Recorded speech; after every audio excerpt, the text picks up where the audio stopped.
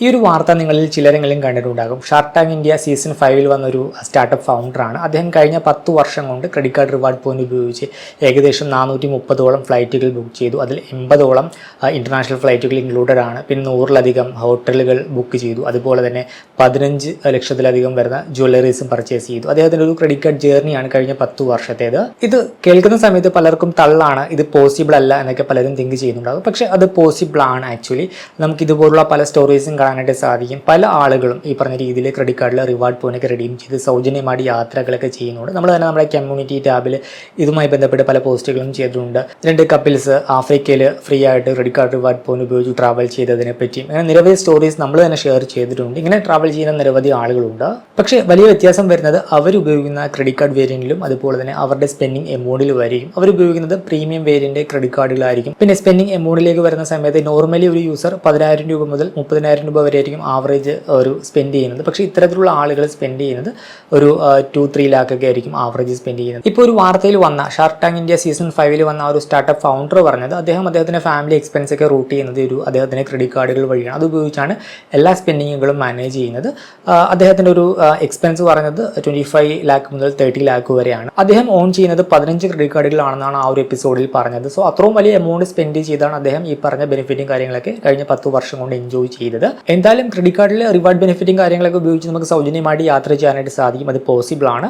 ഈ പറഞ്ഞ രീതിയിൽ നല്ല സ്പെൻഡിങ് ഉണ്ടെങ്കിൽ വലിയ വലിയ ബെനിഫിറ്റും കാര്യങ്ങളൊക്കെ നമുക്ക് എൻജോയ് ചെയ്യാനായിട്ട് സാധിക്കും. ഇനിയിപ്പോൾ നിങ്ങൾ നോർമൽ യൂസർ ആണ്, നിങ്ങൾക്ക് ഇത്രയും വലിയ സ്പെൻഡിങ്ങും കാര്യങ്ങളൊന്നും ഒരു മാസം വരുന്നില്ല. അതുപോലെ തന്നെ നിങ്ങളുടെ കയ്യിൽ പ്രീമിയം വേരിയന്റ് കാർഡോ കാര്യങ്ങളോ ഒന്നുമില്ല, നോർമൽ കാർഡാണ് ഉള്ളതെങ്കിൽ പോലും പ്ലാൻ ചെയ്ത് കഴിഞ്ഞാൽ നിങ്ങൾക്കും ഈ പറഞ്ഞ രീതിയിൽ ചെറിയ ചെറിയ ട്രാവലും കാര്യങ്ങളൊക്കെ ക്രെഡിറ്റ് കാർഡിൽ റിവാർഡ് ബെനിഫിറ്റും കാര്യങ്ങളൊക്കെ ഉപയോഗിച്ചുകൊണ്ട് നടത്താനായിട്ട് സാധിക്കും. പേഴ്സണലി ഞാൻ ഈ പറഞ്ഞ രീതിയിൽ എനിക്ക് കിട്ടിയ ക്യാഷ് ബാക്കും കാര്യങ്ങളൊക്കെ വെച്ചുകൊണ്ട് കഴിഞ്ഞ മാസം ഒരു ഇന്റർനാഷണൽ ട്രിപ്പ് ഫ്രീ ആയിട്ട് നടത്തി. തായ്ലാൻഡിലേക്കാണ് പോയത്. അപ്പോൾ എൻ്റെ ഒരു എക്സ്പെൻസും ഞാൻ എങ്ങനെയാണത് മാനേജ് ചെയ്തത് എന്നതിനെ പറ്റിയും വീഡിയോയിൽ പറയുന്നുണ്ട്. വീഡിയോ മുഴുവനായിട്ടും കാണുക. മെജോറിറ്റി ആളുകളും ചെയ്തൊരു മിസ്റ്റേക്ക് എന്താണെന്ന് വെച്ചാൽ ക്രെഡിറ്റ് കാർഡിൽ കിട്ടുന്ന റിവാർഡ് പോയിന്റിൻ്റെ റിഡംഷനിലേക്ക് വരുന്ന സമയത്താണ് മെജോറിറ്റി ആളുകളും അത് റിഡീം ചെയ്യുന്നത്. ഒന്നെങ്കിൽ അത് ക്യാഷ് ബാക്ക് ആയിട്ട് കാർഡ് സ്റ്റേറ്റ്മെൻറ്റ് അഗെയിൻസ്റ്റ് ആയിട്ട് ക്യാഷ് ആയിട്ട് റിഡീം ചെയ്യും. അങ്ങനെ റിഡീം ചെയ്യുന്ന സമയത്ത് നമുക്ക് കിട്ടുന്ന റിവാർഡ് പോയിന്റിൻ്റെ വാല്യൂ വളരെ തുച്ഛമായിരിക്കും. 40 പൈസ 20 പൈസയൊക്കെ ആയിരിക്കും നമുക്ക് ഒരു റിവാർഡ് പോയിന്റിന് കിട്ടുന്നത്. പിന്നെ പലരും വൗച്ചേഴ്സൊക്കെ ആയിട്ട് റിഡീം ചെയ്യും, ഇല്ലെങ്കിൽ അവരുടെ പ്രൊഡക്റ്റ് കാറ്റലോഗിലുള്ള ഉൽപ്പന്നങ്ങൾ പർച്ചേസ് ചെയ്യാനായിട്ടൊക്കെ ഉപയോഗിക്കും. ഇങ്ങനെയൊക്കെ ഉപയോഗിക്കുന്ന സമയത്ത് നമുക്ക് റിവാർഡ് പോയിന്റിന് കിട്ടുന്ന വാല്യൂ ബാക്ക് എന്ന് പറയുന്നത് വളരെ കുറവാണ്. ഇതൊന്നും കൂടാതെ നമ്മൾ ഉപയോഗിക്കുന്ന പല കാർഡിലും നമുക്ക് കിട്ടുന്ന റിവാർഡ് പോയിന്റ് എയർ മൈൽസ് ആയിട്ട് കൺവേർട്ട് ചെയ്യാനും ഹോട്ടൽ പ്ലാറ്റ്ഫോംസിലേക്ക് ലോയലിറ്റി പോയിന്റ്സ് ആയിട്ട് കൺവേർട്ട് ചെയ്യാനുള്ള ഓപ്ഷൻസും കാര്യങ്ങളൊക്കെ ഉണ്ട്. ഈ പറഞ്ഞ രീതിയിൽ ക്രെഡിറ്റ് കാർഡിലെ റിവാർഡ് പോയിന്റ് ഉപയോഗിച്ച് ട്രാവൽ ചെയ്യുന്നവർ മെജോറിറ്റിയും ഇങ്ങനെ എയർ മൈൽസ് ആയിട്ട് കൺവേർട്ട് ചെയ്തും അതുപോലെ തന്നെ കിട്ടുന്ന reward point hotel loyalty point ആയിട്ട് കൺവേർട്ട് ചെയ്തൊക്കെയാണ് ഉപയോഗിക്കുന്നത്. അങ്ങനെ എയർ മൈൽസ് ആയിട്ട് കൺവേർട്ട് ചെയ്യുമ്പോഴും ഹോട്ടൽ പ്ലാറ്റ്ഫോംസിലേക്ക് ലോയലിറ്റി പോയിന്റ്സ് ആയിട്ട് കൺവേർട്ട് ചെയ്യുമ്പോഴും നമുക്ക് അത്യാവശ്യം നല്ല വാല്യൂ ബാക്ക് കിട്ടും. നമുക്ക് റിവാർഡ് പോയിന്റിന് എഗെയിൻസ്റ്റ് ആയിട്ട് 1:2 1:3 റേഷ്യോയിലേക്ക് നമുക്ക് റിവാർഡ് ബെനിഫിറ്റും കാര്യങ്ങളൊക്കെ കിട്ടും. മാർക്കറ്റിൽ ലഭ്യമായിട്ടുള്ള എല്ലാ ക്രെഡിറ്റ് കാർഡുകളിലും ഈ പറഞ്ഞ രീതിയിൽ റിവാർഡ് പോയിന്റ് എയർ മൈൽസ് ആയിട്ട് കൺവേർട്ട് ചെയ്യാനുള്ള ഓപ്ഷനും അല്ലെങ്കിൽ ലോയലിറ്റി പോയിന്റ് ആയിട്ട് കൺവേർട്ട് ചെയ്യാനുള്ള ഓപ്ഷൻസ് ഒന്നുമില്ല. എന്നാൽ HDFC ബാങ്ക് ഇഷ്യൂ ചെയ്യുന്ന കാർഡുകളിലും ആക്സിസ് ബാങ്ക് ഇഷ്യൂ ചെയ്യുന്ന കാർഡിലും HSBC ബാങ്കും ICICI ബാങ്കും ഒക്കെ ഇഷ്യൂ ചെയ്യുന്ന കാർഡിലേക്ക് ഇങ്ങനൊരു ഓപ്ഷൻ ഉണ്ട്. ഒരു സാധാരണ യൂസറിന് അതിനെപ്പറ്റി അവെയർ ആയിരിക്കില്ല. ആക്സിസ് ബാങ്കിന്റെ എഡ്ജ് റിവാർഡ് പോയിന്റ് പോർട്ടലിൽ പോയി കഴിഞ്ഞാൽ എയർ മൈൽസ് ആയിട്ട് കൺവേർട്ട് ചെയ്യാനുള്ള ഓപ്ഷൻ കാണാം. HDFC ബാങ്കിലാണെങ്കിൽ നെറ്റ് ബാങ്കിങ് സെക്ഷനിൽ ക്രെഡിറ്റ് കാർഡ് മാനേജ്മെന്റിലായിരിക്കും നമുക്ക് എയർ മൈൽസ് ആയിട്ട് കൺവേർട്ട് ചെയ്യാനുള്ള ഓപ്ഷൻസ് ഒക്കെ ഉണ്ടാവുക. ഉദാഹരണമായിട്ട് ഇപ്പോൾ എയർ ഇന്ത്യക്ക് മഹാരാജ പോയിന്റ്സ് എന്ന് പറഞ്ഞ ഒരു എയർ മൈൽസ് പ്രോഗ്രാം ഉണ്ട്. നിങ്ങൾ ആക്സിസ് ബാങ്കിന്റെ കാർഡാണ്, HSBC ബാങ്കിന്റെ കാർഡാണ്, ICICI ബാങ്കിന്റെ ചില വേരിയന്റ് കാർഡൊക്കെയാണ് ഉപയോഗിക്കുന്നതെങ്കിൽ നിങ്ങൾക്ക് കിട്ടുന്ന റിവാർഡ് പോയിന്റ് ഈ പറഞ്ഞ രീതിയിൽ മഹാരാജ പോയിന്റ്സ് ആയിട്ട് കൺവേർട്ട് ചെയ്യാം. അത് ഉപയോഗിച്ച് നിങ്ങൾക്ക് air India flight ticket book ചെയ്യാം. എയർ ഇന്ത്യ ഫ്ലൈറ്റ് ടിക്കറ്റ് ആണെങ്കിൽ ഡൊമസ്റ്റിക് ട്രാവലിനാണ് നമുക്ക് അത്യാവശ്യം വാല്യൂ ബാക്ക് കിട്ടുന്നത്. ഇന്റർനാഷണൽ ആണെങ്കിൽ നമുക്ക് HDFC ബാങ്കിലും ആക്സിസ് ബാങ്കിലൊക്കെ നമുക്ക് സിംഗപ്പൂർ എയർലൈൻസിന്റെ ക്രിസ് ഫ്ലയർ എയർ മൈൽസ് ആയിട്ടും അതുപോലെ തന്നെ എത്തിഹാദിന്റെയൊക്കെ എയർ മൈൽസ് പ്രോഗ്രാം ഒക്കെ ആയിട്ട് നമുക്ക് കൺവേർട്ട് ചെയ്യാനായിട്ട് സാധിക്കും. അങ്ങനെ കൺവേർട്ട് ചെയ്ത് നമുക്ക് ഇന്റർനാഷണൽ ഫ്ലൈറ്റും കാര്യങ്ങളൊക്കെ ബുക്ക് ചെയ്യാം. ഇനി ഹോട്ടൽ ബുക്കിംഗിലേക്ക് വരുന്ന സമയത്ത് നമുക്ക് അക്കോർഡ് ഹോട്ടൽസിന്റെ ലോയലിറ്റി പോയിന്റ്സ് ആയിട്ട് നമുക്ക് കൺവേർട്ട് ചെയ്യാം. താജ്, ITC എന്നിവയുടെയൊക്കെ ലോയലിറ്റി പോയിന്റ് ആയിട്ട് കൺവേർട്ട് ചെയ്യാനുള്ള ഓപ്ഷൻ ഈ ആക്സിസ് ബാങ്കും അതുപോലെ തന്നെ HDFC ബാങ്കൊക്കെ ചില വേരിയന്റ് കാർഡുകളിലേക്ക് പ്രൊവൈഡ് ചെയ്യുന്നുണ്ട്. അങ്ങനെ നമുക്ക് ലോയലിറ്റി പോയിന്റ് ആയിട്ട് കൺവേർട്ട് ചെയ്ത് കഴിഞ്ഞാൽ അത്യാവശ്യം വാല്യൂ നമുക്ക് റിവാർഡ് പോയിന്റ് കിട്ടും. അത് ഉപയോഗിച്ച് നമുക്ക് ലക്ഷറി ഹോട്ടൽസും കാര്യങ്ങളൊക്കെ ബുക്ക് ചെയ്യാം. ഇങ്ങനെ നമുക്ക് കിട്ടുന്ന റിവാർഡ് പോയിന്റ് എയർ മൈൽസ് ആയിട്ട് കൺവേർട്ട് ചെയ്യാനുള്ള ഓപ്ഷൻ ആക്സിസ് ബാങ്കിന്റെ കാർഡാണെങ്കിൽ ഒട്ടുമിക്ക കാർഡിലും ഉണ്ട്. എങ്കിലും നമുക്ക് ഏറ്റവും കൂടുതൽ ബെനിഫിറ്റ് കിട്ടുന്നത് ആക്സിസ് ബാങ്കിന്റെ ബർഗണ്ടി കാർഡ്, അഡ്ലസ് കാർഡ്, ഹൊറൈസൺ, അതുപോലെ തന്നെ മാഗ്നസ് അങ്ങനെയുള്ള ടോപ്പ് വേരിയന്റ് കാർഡിലാണ്. ഇനി HSBC ബാങ്ക് ആണെങ്കിൽ HSBC ബാങ്കിന്റെ പ്രീമിയർ കാർഡ്, അതുപോലെ തന്നെ travel one card, HDFC bank ആണെങ്കിൽ HDFC ബാങ്കിന്റെ ഇൻഫീനിയ, ഡൈനസ് ക്ലബ് ബ്ലാക്ക്, അതുപോലെ തന്നെ ബിസ് ബ്ലാക്ക് മെറ്റൽ കാർഡ്. പിന്നെ ഇപ്പോൾ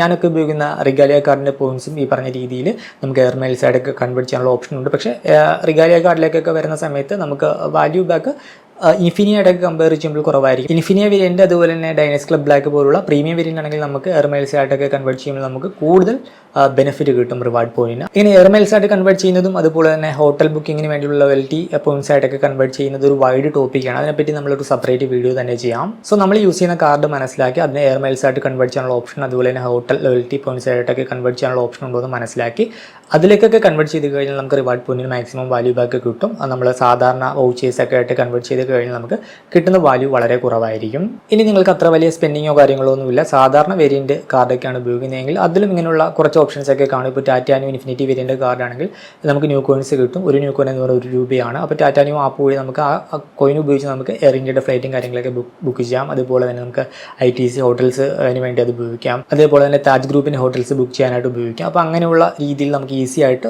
ഉപയോഗിക്കാനായിട്ട് സാധിക്കും.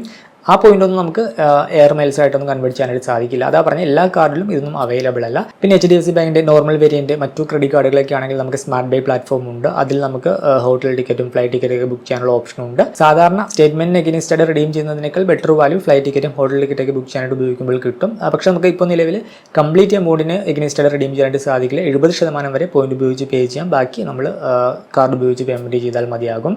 ഇനിയിപ്പോൾ ആക്സിസ് ബാങ്ക് ആണെങ്കിലും എഡ്ജ് റിവാർഡ് പോയിന്റ് പോർട്ടലിൽ ഫ്ലൈറ്റ് ടിക്കറ്റും ഹോട്ടൽ ടിക്കറ്റൊക്കെ ബുക്ക് ചെയ്യാനുള്ള ഓപ്ഷൻ ഉണ്ട് ഡയറക്റ്റ് ആയിട്ട്. റിവാർഡ് പോയിന്റ് കാറ്റഗറി കാർഡ് ആണെങ്കിൽ ഈ പറഞ്ഞ രീതിയിൽ റിവാർഡ് പോയിന്റ് സ്റ്റോർ ചെയ്ത് ഇങ്ങനെ ഫ്ലൈറ്റ് ടിക്കറ്റും ഹോട്ടൽ ടിക്കറ്റൊക്കെ ബുക്ക് ചെയ്യാനായിട്ട് ഉപയോഗിക്കാം. അതേസമയം cash back variant credit card ആണെങ്കിൽ പലപ്പോഴും ഇത് പോസിബിൾ ആയി എന്ന് വരില്ല. ഉദാഹരണമായിട്ട് കിവി കാർഡ് ആണെങ്കിൽ നമുക്ക് കിവീസ് ആണ് കിട്ടുന്നത്. കിവീസ് നമുക്ക് ക്യാഷ് ആയിട്ട് ഡയറക്റ്റ് റിഡീം ചെയ്യാനേ നമുക്ക് സാധിക്കുകയുള്ളൂ. റിഡീം ചെയ്യുമ്പോൾ നമ്മളുടെ ബാങ്ക് അക്കൗണ്ടിലേക്ക് അത് ക്യാഷ് ആയിട്ട് ക്രെഡിറ്റ് ചെയ്ത് കിട്ടും. ഇനിയിപ്പോൾ SBI ക്യാഷ് ബാക്ക് കാർഡ് ആണെങ്കിൽ അത് സ്റ്റേറ്റ്മെന്റ് ബാലൻസിന് എഗെയിൻസ്റ്റ് ആയിട്ടായിരിക്കും ക്രെഡിറ്റ് ചെയ്യുന്നത്. അപ്പോൾ ഇങ്ങനെയുള്ള കാർഡുകളൊക്കെ ആണെങ്കിൽ കിട്ടുന്ന ക്യാഷ് ബാക്ക് നമ്മൾ ഏതെങ്കിലും ഒരു ബാങ്ക് അക്കൗണ്ടിലേക്ക്, ഒരു സെപ്പറേറ്റ് ബാങ്ക് അക്കൗണ്ടിലേക്ക് നമ്മൾ മാറ്റി സൂക്ഷിച്ച് വെക്കുക. ഇപ്പോൾ കിവി ആണെങ്കിൽ നമ്മളത് ഒരു ബാങ്ക് അക്കൗണ്ടിലേക്ക് റിഡീം ചെയ്ത് ഒരു സെപ്പറേറ്റ് ബാങ്ക് അക്കൗണ്ടിൽ കീപ്പ് ചെയ്യാം. ഇനി നിങ്ങൾ അടുത്തൊന്നും ട്രിപ്പ് പോകുന്നില്ല, കുറേ നാളുകൾ കഴിഞ്ഞാണ് ട്രിപ്പ് പോകാൻ പ്ലാൻ ഉള്ളതെങ്കിൽ അത് വേണമെങ്കിൽ ലിക്വിഡ് ഫണ്ടിലേക്ക് ഇൻവെസ്റ്റ് ചെയ്തുകൊണ്ട് അല്പം റിട്ടേൺ കൂടി നേടാം. ഇനി SBI ക്യാഷ് ബാക്ക് കാർഡൊക്കെ ആണെങ്കിൽ ക്രെഡിറ്റ് കാർഡ് അക്കൗണ്ടിലേക്ക് ക്യാഷ് ബാക്ക് ക്രെഡിറ്റ് ആകുന്ന സമയത്ത് എത്ര രൂപയാണോ ക്രെഡിറ്റ് ആയത് ആ ഒരു എമൗണ്ട് നമ്മുടെ ബാങ്ക് അക്കൗണ്ടിൽ നിന്നും ഞാൻ നേരത്തെ പറഞ്ഞ ഒരു സെപ്പറേറ്റ് അക്കൗണ്ടിലേക്ക് മാറ്റി സൂക്ഷിക്കാം. എന്നിട്ട് ഈ ക്രെഡിറ്റ് കാർഡിൽ കിട്ടിയ ആ ഒരു ക്യാഷ് ബാക്ക് നിങ്ങൾക്ക് വേറെ ഏതെങ്കിലും പർച്ചേസിനായിട്ട് സ്പെൻഡ് ചെയ്യാം. പിന്നെ കിട്ടിയ റിവാർഡ് പോയിന്റ് നിങ്ങൾക്ക് വേറെ ഓപ്ഷൻ ഒന്നുമില്ല, വൗച്ചറൊക്കെ ആയിട്ടാണ് റിഡീം ചെയ്യുന്നതെങ്കിൽ വൗച്ചറിൻ്റെ വാല്യൂ എത്രയാണോ അതിന് ഇക്വലൻ്റ് ആയിട്ടുള്ള എമൗണ്ട് നിങ്ങളുടെ മെയിൻ അക്കൗണ്ടിൽ നിന്നും ഈ പറഞ്ഞ രീതിയിൽ ക്യാഷ് ബാക്ക് കിട്ടുന്ന എമൗണ്ടൊക്കെ കീപ്പ് ചെയ്യുന്ന അക്കൗണ്ടിലേക്ക് മാറ്റി സൂക്ഷിക്കാം. സോ അങ്ങനെ ക്രെഡിറ്റ് കാർഡിൽ നിന്ന് കിട്ടുന്ന ക്യാഷ് ബാക്ക് ബെനിഫിറ്റൊക്കെ ഒരു സെപ്പറേറ്റ് ബാങ്ക് അക്കൗണ്ടിലേക്ക് മാറ്റി സൂക്ഷിച്ച് അത് ഉപയോഗിച്ച് നമുക്ക് ട്രാവൽ ചെയ്യാനായിട്ട് സാധിക്കും. ക്യാഷ് ബാക്ക് കാറ്റഗറി കാർഡാണെങ്കിൽ ഞാൻ അങ്ങനെയാണ് ചെയ്തത്. എനിക്ക് കിവിയുടെ കാർഡിൽ ഞാൻ പറഞ്ഞിരുന്നു എനിക്ക് 50,000 രൂപയ്ക്ക് മുകളിൽ ക്യാഷ് ബാക്ക് ആയിട്ട് കിട്ടിയിരുന്നു. പിന്നെ എനിക്ക് SBI ക്യാഷ് ബാക്ക് കാർഡിൽ നിന്ന് കിട്ടിയ ക്യാഷ് ബാക്ക് അത് ഈ പറഞ്ഞ രീതിയിൽ ഞാൻ കിട്ടുന്ന ക്യാഷ് ബാക്ക് വേറെ ഏതെങ്കിലും പർപ്പസിനായിട്ട് ഉപയോഗിക്കും. എന്നിട്ട് ആ ഒരു എമൗണ്ട് എൻ്റെ മെയിൻ അക്കൗണ്ടിൽ നിന്നും ഈ പറഞ്ഞ സെപ്പറേറ്റ് അക്കൗണ്ടിലേക്ക് മാറ്റി സൂക്ഷിക്കും. പിന്നെ വൗച്ചറൊക്കെ ആണെങ്കിലും ഞാൻ ഇടയ്ക്ക് റിഡീം ചെയ്തിരുന്നു. ബുക്ക് മൈ ഷോ വൗച്ചറൊക്കെ ആയിട്ട് HDFC ബാങ്കിൻ്റെ റിവാർഡ് പോയിന്റ് റിഡീം ചെയ്തിരുന്നു. അപ്പോൾ അങ്ങനെ റിഡീം ചെയ്യുന്ന സമയത്തും ആ റിഡീം ചെയ്ത എമൗണ്ട് എത്രയാണോ ആ ഒരു എമൗണ്ട് ഞാൻ ഈ പറഞ്ഞ രീതിയിൽ എൻ്റെ മെയിൻ അക്കൗണ്ടിൽ നിന്നും സെപ്പറേറ്റ് അക്കൗണ്ടിലേക്ക് മാറ്റി സൂക്ഷിച്ചിരുന്നു. സോ അങ്ങനെ ഏകദേശം 52,000 രൂപയോളം എനിക്ക് ഇങ്ങനെ ക്യാഷ് ബാക്ക് ഒക്കെ ആയിട്ട് കിട്ടിയ എമൗണ്ട് ഉണ്ടായിരുന്നു. കഴിഞ്ഞ മാസം 5 ഡേ 4 നൈറ്റ് ഒരു തായ്ലാൻഡ് ട്രിപ്പ് പോയി. ഓഫീസിൽ നിന്നും 5 പേരായിട്ടാണ് പോയത്. അപ്പോൾ പെർ ഹെഡ് എക്സ്പെൻസ് വന്നത് ഏകദേശം 55,000 രൂപയാണ്. എൻ്റെ കയ്യിൽ ഇങ്ങനെ ക്യാഷ് ബാക്ക് ഒക്കെ ആയിട്ട് കിട്ടിയ എമൗണ്ട് മാറ്റി വെച്ചത് 52,000 രൂപയോളം ഉണ്ടായിരുന്നു. അപ്പോൾ എനിക്ക് ഏകദേശം അവിടെ എൻ്റെ കയ്യിൽ നിന്നും പോയത് വെറും 3,000 രൂപ മാത്രമാണ്. ബാക്കി എമൗണ്ട് എനിക്ക് ഈ ക്രെഡിറ്റ് കാർഡിൽ നിന്ന് കിട്ടിയ ക്യാഷ് ബാക്ക് ഉപയോഗിച്ച് മാനേജ് ചെയ്യാനായിട്ട് സാധിച്ചു. ഒരൊറ്റ കാര്യം ചോദിക്കാനുള്ളത്, നിങ്ങൾ ക്രെഡിറ്റ് കാർഡ് കടമെടുക്കാനുള്ള ടൂളായിട്ടാണോ കാണുന്നത്? ഇനിയിപ്പോൾ നിങ്ങൾ റിവാർഡ് പോയിന്റും ക്യാഷ് ബാക്കും കിട്ടാനായിട്ട് അങ്ങനെ ഒരു പർപ്പസിനായിട്ടാണോ ക്രെഡിറ്റ് കാർഡിനെ കാണുന്നത്? അതും ജസ്റ്റ് ഒന്ന് കമൻറ്റ് ചെയ്യുക. ആദ്യത്തെ കാറ്റഗറി, അതായത് നിങ്ങൾ കടമെടുക്കാനുള്ള ടൂളായിട്ടാണ് ക്രെഡിറ്റ് കാർഡിനെ കാണുന്നതെങ്കിൽ നിങ്ങൾക്ക് ഒരു പക്ഷേ ഈ പറഞ്ഞ രീതിയിൽ ബെനിഫിറ്റിനായിട്ട് ക്രെഡിറ്റ് കാർഡ് ഉപയോഗിച്ച് സ്പെൻഡ് ചെയ്യാൻ പറ്റിയെന്ന് വരില്ല. നിങ്ങൾ അങ്ങനെ ഒരു കാറ്റഗറി ആളാണെങ്കിൽ ഒരു സർട്ടൻ പോയിന്റ് എത്തുന്ന സമയത്ത് ഡെറ്റിൽ പോയി പെടാനുള്ള ചാൻസ് ഉണ്ട്. സൂക്ഷിച്ചൊക്കെ ക്രെഡിറ്റ് കാർഡ് ഉപയോഗിക്കുക. അങ്ങനെയുള്ള ആളുകളാണ് കൂടുതലും ക്രെഡിറ്റ് കാർഡ് ഉപയോഗിക്കുന്നത്. നെക്സ്റ്റ് കാറ്റഗറി, കയ്യിൽ പൈസ ഉണ്ടാകും പക്ഷേ അത് നോർമൽ ക്യാഷ് രീതിയിൽ സ്പെൻഡ് ചെയ്യുന്നതിന് പകരം ക്രെഡിറ്റ് കാർഡ് ഉപയോഗിച്ച് സ്പെൻഡ് ചെയ്ത് മാക്സിമം ബെനിഫിറ്റ് നേടും. അങ്ങനെ ക്രെഡിറ്റ് കാർഡുകൾ ബെനിഫിറ്റിന് വേണ്ടി ഉപയോഗിക്കുന്ന ഒരു കാറ്റഗറി ആളുകളുണ്ട്. അങ്ങനെ ഉപയോഗിക്കുന്ന ആളുകൾ വളരെ ചുരുക്കമാണ്. അങ്ങനെ യൂസ് ചെയ്യുന്ന ആളുകളാണ് കൂടുതലായിട്ടും ഇങ്ങനെയുള്ള ബെനിഫിറ്റുകൾ എൻജോയ് ചെയ്യുന്നത് അവർ പ്ലാൻ ചെയ്ത് അവരുടെ normal expense like utility bill payment, travel ബുക്കിങ്ങുകൾ, ഗ്രോസറി പർച്ചേസ്, അങ്ങനെയുള്ള നോർമലി ഒരു മാസം വരുന്ന സ്പെൻഡിങ് ഒക്കെ കയ്യിൽ ക്യാഷ് ഉണ്ടെങ്കിലും ക്രെഡിറ്റ് കാർഡ് ഉപയോഗിച്ച് അത് മാനേജ് ചെയ്ത് പ്ലാൻ ചെയ്ത് സ്പെൻഡ് ചെയ്ത് റിവാർഡ് പോയിന്റ് ബെനിഫിറ്റ് ഒക്കെ നേടും. എന്നിട്ട് അത് ഉപയോഗിച്ച് ഈ പറഞ്ഞ രീതിയിൽ ഫ്രീ ആയിട്ട് ട്രാവൽ ചെയ്യും. ഒരു ചെറിയൊരു എക്സാമ്പിൾ നോക്കിക്കഴിഞ്ഞാൽ ഒരു മാസം 20,000 രൂപ സ്പെൻഡ് ഉള്ള ഒരു വ്യക്തിയാണ്. അദ്ദേഹം ക്രെഡിറ്റ് കാർഡ് ഉപയോഗിച്ചാണ് എക്സ്പെൻസും കാര്യങ്ങളൊക്കെ മാനേജ് ചെയ്യുന്നത്. അങ്ങനെ ഒരു മാസം 20,000 രൂപ സ്പെൻഡ് ചെയ്യുന്നു. ഒരു വർഷം ആകുമ്പോൾ 2,40,000 രൂപ അദ്ദേഹം ക്രെഡിറ്റ് കാർഡ് ഉപയോഗിച്ച് സ്പെൻഡ് ചെയ്യുന്നുണ്ട്. ഈ റിവാർഡ് പോയിന്റ് കൺവേർഷനും അങ്ങനെ മൊത്തത്തിൽ നോക്കുമ്പോൾ ഒരു 4% വാല്യൂ ബാക്ക് കിട്ടിയെന്ന് കരുതിയാൽ തന്നെ 2,40,000 രൂപ സ്പെൻഡ് ചെയ്യുമ്പോൾ അദ്ദേഹത്തിന് അവിടെ 9,000 രൂപയോളം ബെനിഫിറ്റ് ആയിട്ട് കിട്ടിയിട്ടുണ്ടാകും. ആ ഒരു 9,600 രൂപ ഉപയോഗിച്ച് ഡൊമസ്റ്റിക് ആണെങ്കിൽ up and down flight ticket പല സ്ഥലങ്ങളിലേക്ക് ബുക്ക് ചെയ്യാനായിട്ട് സാധിക്കും. ഇന്റർനാഷണൽ ആണെങ്കിൽ വിയറ്റ്നാം, തായ്ലൻഡ് പോലുള്ള സ്ഥലങ്ങളിലേക്ക് ഒരു സൈഡിലേക്കുള്ള ടിക്കറ്റെങ്കിലും നമുക്ക് ഫ്രീ ആയിട്ട് ബുക്ക് ചെയ്യാനായിട്ട് സാധിക്കും. ഹോട്ടൽസ് ഒക്കെ ആണെങ്കിലും നമുക്ക് ആ ഒരു എമൗണ്ട് ഉപയോഗിച്ച് നമുക്ക് ബുക്ക് ചെയ്യാനായിട്ട് സാധിക്കും. ക്രെഡിറ്റ് കാർഡിലെ റിവാർഡ് പോയിന്റ് എയർ മൈൽസ് ആയിട്ട് കൺവേർട്ട് ചെയ്യുന്നതിനെ പറ്റിയും ഹോട്ടൽസിന്റെ ലോയൽറ്റി പോയിന്റ്സ് ആയിട്ടൊക്കെ കൺവേർട്ട് ചെയ്യുന്നതിനെ പറ്റിയൊക്കെ ഡീറ്റെയിൽ വീഡിയോ പിന്നെ ചെയ്യാം. നിങ്ങൾ നോക്കേണ്ട ഒരു കാര്യം, നിങ്ങൾ കറക്റ്റായിട്ടുള്ള ഒരു കാർഡ് ഉപയോഗിക്കുക. നമുക്ക് മാക്സിമം റിവാർഡ് ബെനിഫിറ്റ് കിട്ടുന്ന കാർഡ് തന്നെ ഓരോരോ കാറ്റഗറി അനുസരിച്ച് സ്പെൻഡ് ചെയ്യുമ്പോൾ ഉപയോഗിക്കുക. അങ്ങനെ മാക്സിമം ബെനിഫിറ്റ് നേടുക. എന്നിട്ട് നമ്മൾ റിവാർഡ് പോയിന്റ് റിഡീം ചെയ്യുന്ന സമയത്ത് നമ്മുടെ കാർഡിൽ എയർ മൈൽസ് ആയിട്ട് കൺവേർട്ട് ചെയ്യാനുള്ള ഓപ്ഷൻ ഉണ്ടോ, അല്ലെങ്കിൽ ഹോട്ടൽസിൻ്റെ ലോയൽറ്റി പോയിന്റ്സ് ആയിട്ട് കൺവേർട്ട് ചെയ്യാനുള്ള ഓപ്ഷൻസ് ഒക്കെ ഉണ്ടോ എന്ന് നോക്കുക.